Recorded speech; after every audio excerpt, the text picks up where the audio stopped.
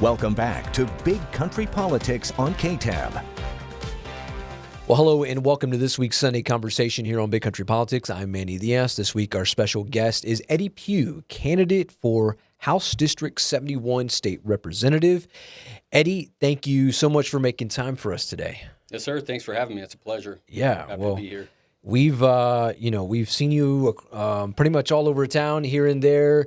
You have a big megaphone, a big voice, and it's always nice to hear everybody's perspective on things. And you're running for office now, and we've seen you make headlines quite a bit, and the good and the bad, Manny. The good and the bad. Well, I'll let you say that. I will say that you've made headlines, Yes.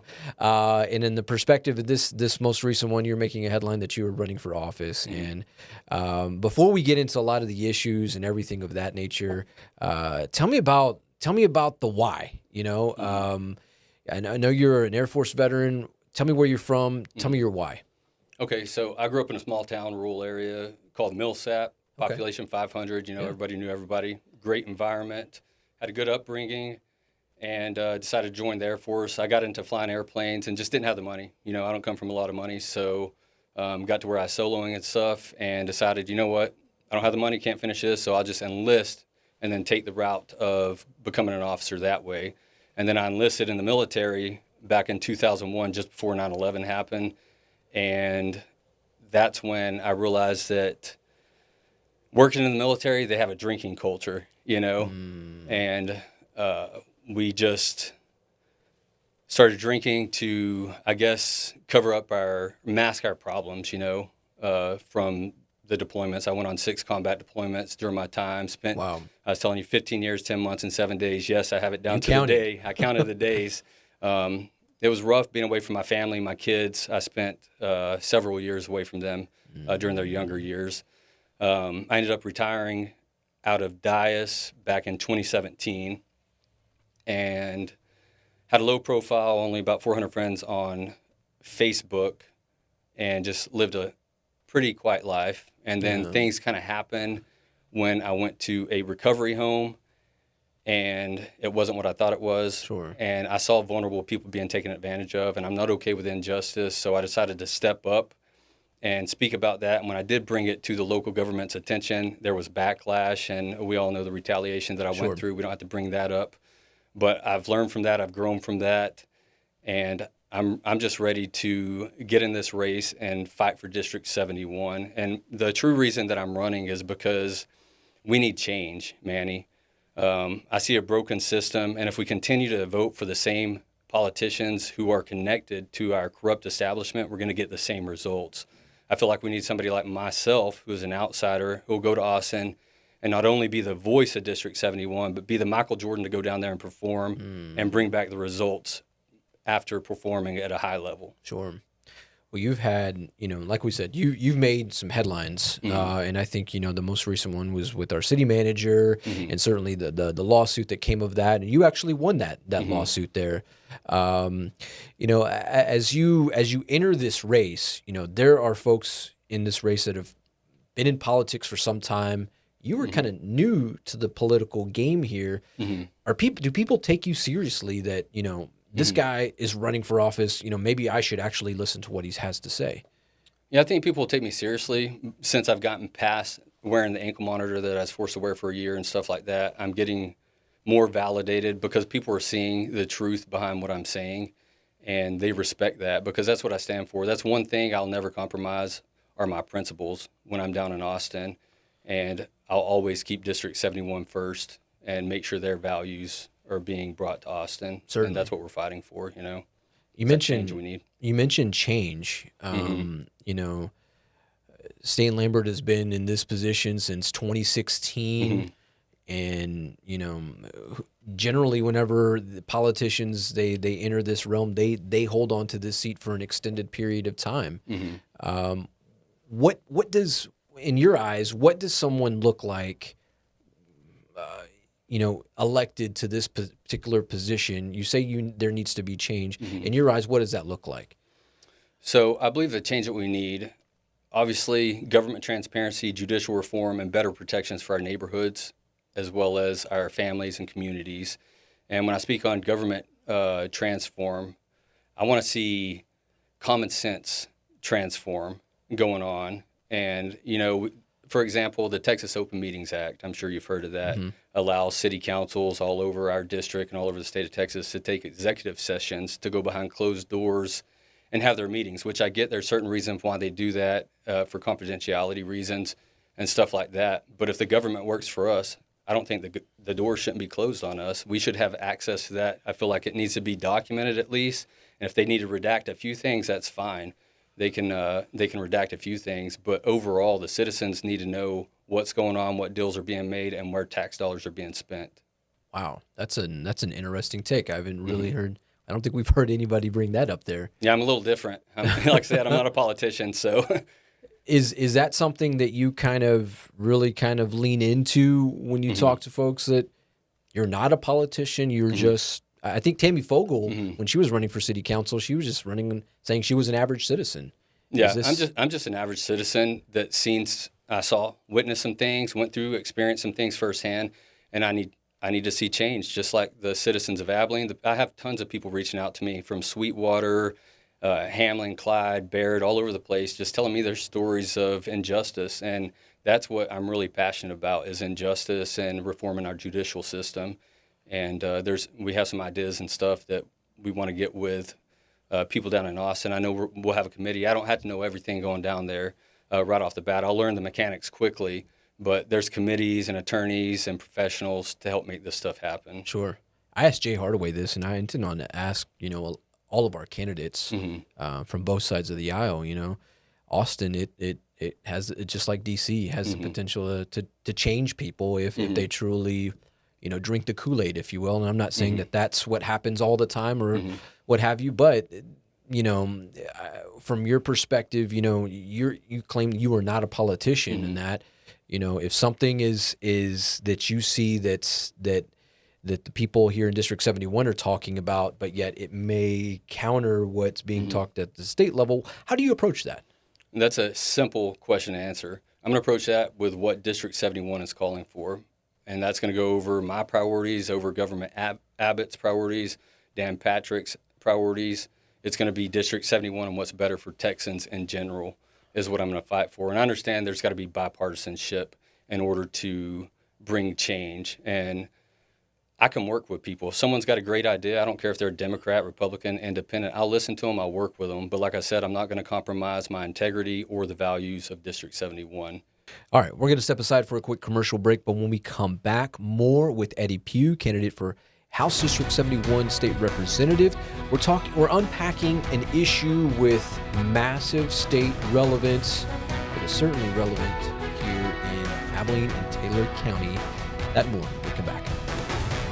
Welcome back to Big Country Politics on KTAB. Eddie, you're a passionate guy. We've seen you around town with the AR-15. Yes, sir. I got to ask you this. Tell me about that. Tell me about going out and with that weapon. What's your angle with that? Okay. Well, first of all, I want to say that I'm a reasonable guy, and I'm not the type of guy that's going to go grab an AR and go protest. Right off the bat. Okay. There were a lot of steps that escalated to that. And, I know my constitutional rights, and I'm a firm believer in the Second Amendment as well as the First Amendment. So I decided to go out and protest. And in order to garner the attention that I needed to my protest, you got to do extreme things. And carrying an AR happens to bring attention to a protest. There was never any danger behind that. I'm fully qualified with firearms. I've got military experience with it, and there's no threat whatsoever. I can see how people can take it from the other side as being not the social norm, I guess you could say, for someone to do, because you don't see that quite often. But still, that's my constitutional rights, and that's something that I'm going to fight for in Austin for District 71, because people deserve to exercise their rights without fear of retaliation and lawfare. On Wednesday, God rest his soul, Charlie Kirk was tragically killed, at an event in Utah. He's a guy that's been out in the open, a very public kind of guy. You're a very public kind of guy. Does that ever seeing that, the play out of all that, does that concern you moving forward? Certainly, the public stature that you have. Not at all. And I feel like Charlie Kirk was a really, really good man. And, that breaks my heart, my wife's heart. She was a big fan. We watched him. But my wife and I have had these conversations. I know the dangers of activism. I was protesting on Graham Street and surrounded by guys and punched in the back of the head and ended up getting in a fight and knocking the guy out. But the police were at each end of the corner, end of the block, and didn't come down to help until after it was over. And it wasn't right, But I just feel like we need change with that in general, with all that. You mentioned a little bit of change. We were talking about it, during the break. You actually wrote a letter or you had a letter ready to go for Representative Stan Lambert. Can you talk about that? So unfortunately, I mailed a letter, and then a week later found out that he was going to retire, which, is a good thing too, because now that gives me an opportunity to fight for this office where I can make change and take my bill that I would be happy to champion. And that has to do with these illegal halfway houses that are operating under the guise of faith. It's not only here in Abilene. This is a statewide issue, and the reason they're doing it, from my perspective, is money. Chuck Statler, I believe the commissioner, one of the precinct commissioners, county commissioner, yeah. When they did the budget, he was on one of the stations. I don't know if he's on yours or the other one, but he was speaking about the inmates we have in Taylor County Jail, and I believe he said about 700, and it costs around $88 per day to house them. So it's saving money for these judges to court order men and women to these homes and giving these people modern-day slaves with no state oversight and setting them up for abuse, vulnerable people and stuff, and it's not right, and it needs to change. I just want to ask this. Have any, you're saying some of these things, and you said you've seen and experienced some of these things, but have any criminal charges been brought against any organizations or anybody at this point? Yes, I filed criminal charges against Ray Sandoval at Rise Church for human trafficking, me personally, and we are contemplating a class action lawsuit, but of course there's the class of people that go through this program don't have a lot of money, and lawsuits, class actions take a lot of money. So we're reaching out to different attorneys, seeing if anyone's interested in a contingency type deal, or maybe just getting everybody together and. But at this point, these are allegations. They're allegations, but nothing has been passed through the court system. There has been nothing passed through the court system. However, today I'm going to file a lawsuit against the City of Abilene, Taylor County, Ray Sandoval, Rise Church Incorporated, and Rise Discipleship Home for allowing these homes to operate without a state license. Because when I brought this up to Stan Lambert's office, he reached out to the Texas Health and Human Services Department, and they confirmed to me that via email, I've got the proof that Rise Church, Rise Discipleship Homes in no way is licensed by the state of Texas. And it's not just them, but this home, there's people, I know people that have died in the home. I know 6 people that are dead because of the unsafe conditions of that home, personally, which is what drives me. That's another thing that drives me, because we just need reform. Why, as we kind of land the plane here, why should folks in House District 71 in the surrounding area take a chance on Eddie Pugh? Okay, I'm going to keep this simple. When we initially started the interview, you asked what my why was. And my why is because we need change. And if we continue to vote for the same politicians attached to our corrupt system, we're going to get the same results. And without an outsider like myself, we're not going to get those results. So you have these politicians, like, I don't want to name call people, but, Blaze Reagan, Jay Hardaway, people who were on the city council. And if you go look at their voting history, they voted for things that they didn't agree with. Recently, and I think it was in July, Blaze Reagan, he voiced that he wanted to lower the taxes, and he advocated for that, but he still voted for the tax increase. That's something I would never do. I'd never compromise my principles just to look good on paper. But I do want to bring one thing up before we close, if I can. Yeah. Healthcare. We have a problem in West Texas that I don't like, and this might not be popular with some people, and I want to bring up Hendrick. We have a monopoly in West Texas, and it needs to stop. The monopoly is not good for the prices. It's driving the prices of healthcare up, as well as it's affecting people with certain insurance, because Hendrick is changing the insurance that they actually accept. So it's making people in rural area and urban area have a more difficult time receiving that health care because it's just there's no competition to drive those prices down. Sure. So I'll fight for the citizens. You know, if a hospital or an insurance company is choosing profit over patients, I'll make sure they're held accountable. If I had to call a press conference and highlight that. This was something that was drawn up by, I believe Representative Stan Lambert had a part in this, Drew Darby. There was another senator that had a part in this. So you're saying you would want to help? You talk about this monopoly.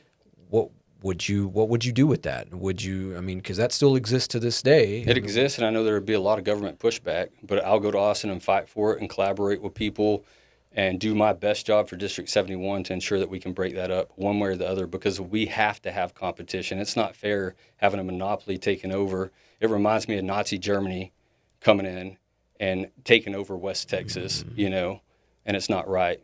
Citizens deserve to have options, and that's what drives the prices down. Is competition. Well, Eddie, I appreciate your time today. You very outspoken person, Yes, transparent person, and thank you for your time today. Yes, sir. I appreciate it. Thanks for having me. Yeah. All right. For Eddie Pugh, candidate for House District 71 State Representative, I'm Manny Diaz. This has been another Sunday Conversation right here on Big Country Politics. We'll see you next time. God bless.